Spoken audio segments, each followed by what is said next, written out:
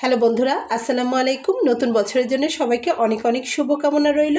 তো বন্ধুরা, আমার ছেলে পিকনিক করছে তার বন্ধুদেরকে নিয়ে। তো সেখানে অনেক প্রিপারেশন চলছে, হচ্ছে খিচুড়ি রান্না, মাছের মাথা দিয়ে তরকারি, আরও অনেক কিছু। তো বন্ধুরা, সেখানে যে মুরগির মাংসের যে আইটেমটা সেটা আমাকে দিয়ে করাবে। তো সেখানে আমি যেটা করব সেটা আপনাদের সঙ্গে শেয়ার করছি। তো আমি এখানে মুরগির মাংস নিয়ে নিয়েছি, যে কোনো মুরগি হতে পারে, দেশি হোক, ফার্মের হোক, পোলট্রি হোক, আপনার ব্রয়লার, তারপরে কক, যে ধরনের মুরগি আপনারা নেন না কেন। তো এভাবে রান্না করলে টেস্টটা এত বেশি ভালো আসবে যে একদম একটা পিকনিক পিকনিক ভাব চলে আসবে। তো বন্ধুরা, এখানে আমি মুরগিটা কেটে লবণ, হলুদ, তেজপাতা এবং কিছু শুকনো মরিচ দিয়ে ম্যারিনেশন করে রেখে দিয়েছি প্রায় 20 মিনিট ধরে। ভিডিও তৈরির আগে থেকে সেটা আমি করে নিয়েছি। আর এখানে আমি নিয়ে নিয়েছি মশলা, যে মশলাগুলো আমি এটাতে ব্যবহার করব। নিয়ে নিয়েছি পেঁয়াজ কুচি করে, একটা টমেটো কিউব করে নিয়েছি। আর এইটা হচ্ছে গরম মশলা, আমি বেটে নিয়েছি। সব ধরনের গরম মশলা এখানে রয়েছে সামান্য সাই জিরা, তারপরে রয়েছে আপনার জয়ফল, জয়ত্রী, রয়েছে এলাচ, লবঙ্গ, দারুচিনি, এক ফালি লেবু নিয়ে নিয়েছি বন্ধুরা। তারপরে এখানে নিয়ে নিয়েছি একটু দুধ। এখানে যে দুধটা আপনারা দেখতে পাচ্ছেন এটা কিন্তু কাঁচা গরুর দুধ। আর এখানে নিয়ে নিয়েছি যাবতীয় বাটা মশলা, লাল মরিচ, আদা, রসুন, পেঁয়াজ, সব একবারে আমরা মাংসে যা যা দিই সব কিছু একবারে গুছিয়ে নিয়েছি। তো রান্নাটা এত টেস্টি হবে, বাসায় করে দেখবেন। রান্নার সাথে সাথে আপনার মনে হবে পিকনিকে আছেন বা বাইরের কোনো স্বাদ আপনি এটাতে পেয়ে যাবেন। এভাবে একবার করে দেখবেন বন্ধুরা। তো রান্নাটা কিভাবে করব চলুন আপনাদেরকে দেখিয়ে দেই। তো বন্ধুরা, এখানে আমি একটা চুলাতে হাঁড়ি দিয়ে নিয়েছি, যেটার ভেতরে আমি রান্নাটা করব। তো সেখানে আমি প্রথমেই তেল দিয়ে নেব। পরিমাণ মতো তেল আমি দিয়ে নিলাম। এখানে আমি গোটা মশলার ফোড়ন দিয়ে নেব। নিয়ে নিয়েছি হাফ চা চামচ পরিমাণ গোটা ধনিয়া, নিয়ে নিয়েছি হাফ চা চামচ পরিমাণ গোটা জিরা, আর নিয়ে নিয়েছি 3 টুকরা দারচিনি। তো এটা দিয়ে আমি ফোড়নটা দিয়ে নেব।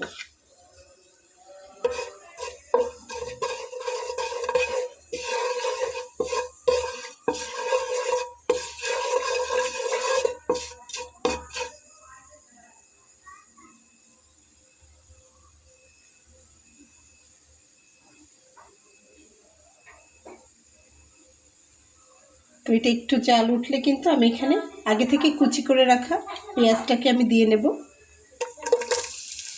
তো বন্ধুরা দেখুন, পেঁয়াজ কুচিটা দিয়ে একটু নেড়ে চেড়ে মিলিয়ে দেবো একসঙ্গে, যেভাবে আমরা মাংস রান্না করি।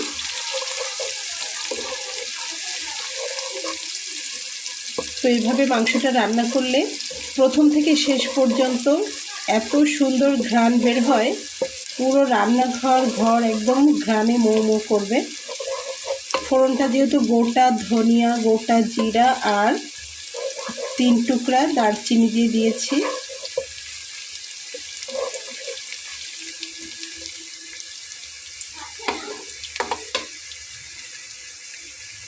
তো বন্ধুরা, পেঁয়াজটাকে হালকা একটু নেড়ে ছেড়ে 5 মিনিটের মতো করে একটু ভেজে নিয়ে সামান্য একটু পানি দিতে হবে, এখানে হাফ কাপ পরিমাণ।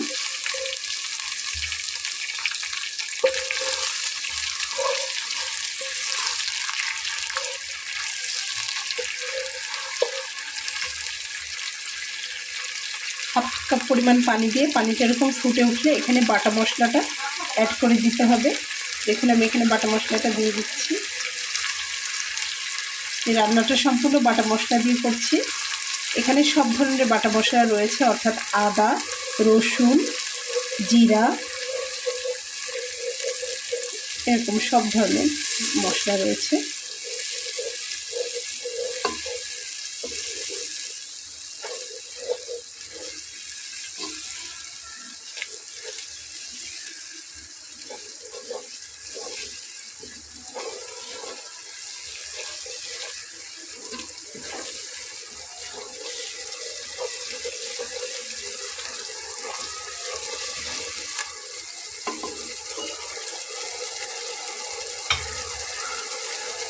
মশলাটাকে কষাতে কষাতে আমি এখানে হলুদ দিয়ে নেব। এখানে আমি হলুদ দিয়ে নিচ্ছি, 1 চা চামচ পরিমাণ হলুদ দিয়ে নিচ্ছি। মাংসের উপর নির্ভর করেই কিন্তু হলুদটা দিয়ে নিতে হবে।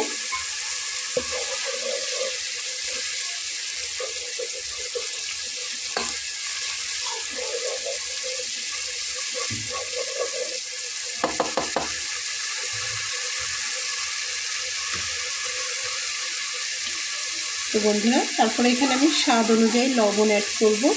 তো মাংসটা ম্যারিনেট করে রেখেছি কিন্তু লবণ হলুদ দিয়ে, তো সেই অনুপাত নির্ধারণ করেই কিন্তু দিয়ে নিতে হবে।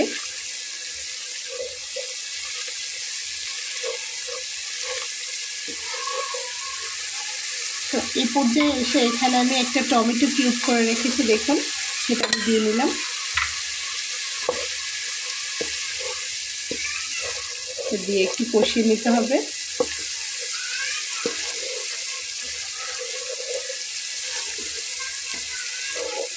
ঠিক এভাবে মশলাটাকে 10 মিনিটের মতো কষিয়ে নেব।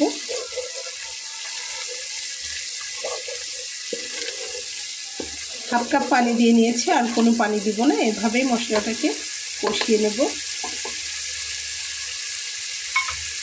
তো বন্ধুরা, মশলাটা এখানে কষা হচ্ছে, তার ভেতরে আমি ম্যারিনেট করে রাখা মাংসটা একটু লেবু দিয়ে মাখিয়ে নেব।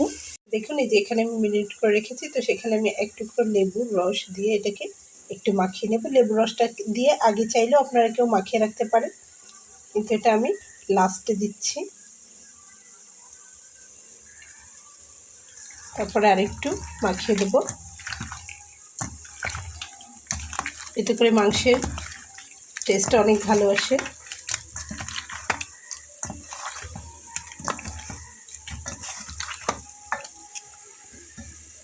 মাখিয়ে নিলাম, মাংসটা দিয়ে দেব। মশলাটা কিন্তু খুব ভালোভাবে কষা হয়ে গেছে, তেল উপরে উঠে এসছে। এখন আমি এটাকে ঢেলে দেব।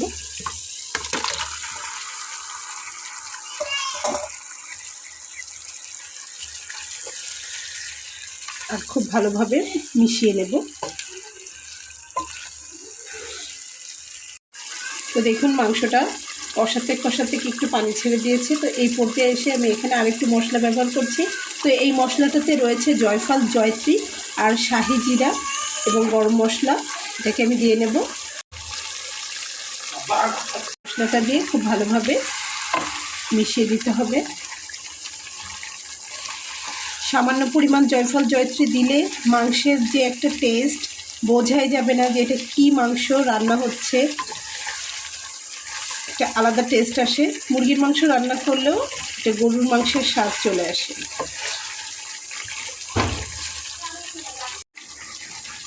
তো দেখুন বন্ধুরা, মাংসটা কিন্তু খুব ভালোভাবে এভাবে কষিয়ে নিতে হবে। আমি এটাকে কোনোভাবেই ঢেকে দিইনি, হালকা চুলার আঁচটাকে কমিয়ে রেখেই আলগা করেই কষিয়ে নিচ্ছি। আর এখানে কোনো পানি ব্যবহার করিনি, পানি সব মাংসের ভেতর থেকে বেরিয়েছে, ওটা দিয়ে এটাকে কষিয়ে নিচ্ছি। তো এদিকে কষা হতে হতে আমি যে দুধটা নিয়েছিলাম, দুধটাকে একটু প্রস্তুত করবো। চলুন দেখে নিয়ে হবে। দেখুন আমি এখানে হাফ কাপ পরিমাণ গরুর দুধ নিয়েছি, কোনো পানি মিক্সড নাই। দুধটা কিন্তু যথেষ্ট গাঢ় আছে, দেখুন দেখেই কিন্তু আপনারা বুঝতে পারছেন। তো এর ভেতরে আমি দিয়ে নেব 1 চিমটি পরিমাণের স্যাফরন। আপনারা সবাই চেনেন স্যাফরন, কেশর যে যাই বলুন সেটা আমি এখানে দিয়ে নিলাম। বন্ধুরা, এটা ভিজিয়ে রাখছি, কালার ক্রিয়েট করবে একটা। বন্ধুরা দেখুন কষানোটা এত মজার হয়েছে কি বলবো, কষানো থেকে হামলা শুরু হয়ে গেছে, নিয়ে নিয়ে খাওয়া। তো এখানে আমি আগে থেকে যে দুধটা তৈরি করে রেখেছি সেখান থেকে একটু দুধ দিয়ে নিচ্ছি, দেখুন জাফরান দিয়ে।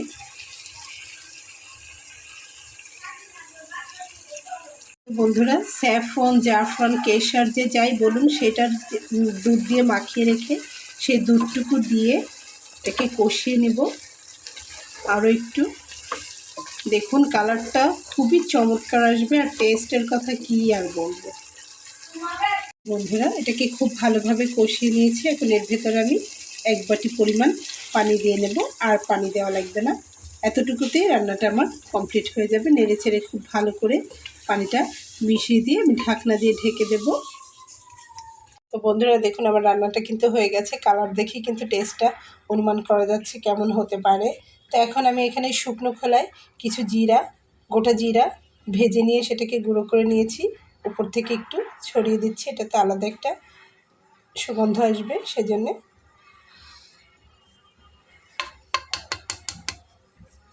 তো বন্ধুরা অবশ্যই কমেন্ট সেকশানে এসে জানাবেন রান্নাটা আপনাদের কেমন লাগলো। তো রেসিপিটি যদি আপনাদের ভালো লেগে থাকে তাহলে আমার এই ছোট্ট চ্যানেলটিকে সাবস্ক্রাইব করে সঙ্গে থেকে যাবেন। দেখা হবে পরবর্তীতে নতুন কোনো রেসিপি নিয়ে। সেই পর্যন্ত সবাই ভালো থাকবেন। আল্লাহ হাফেজ।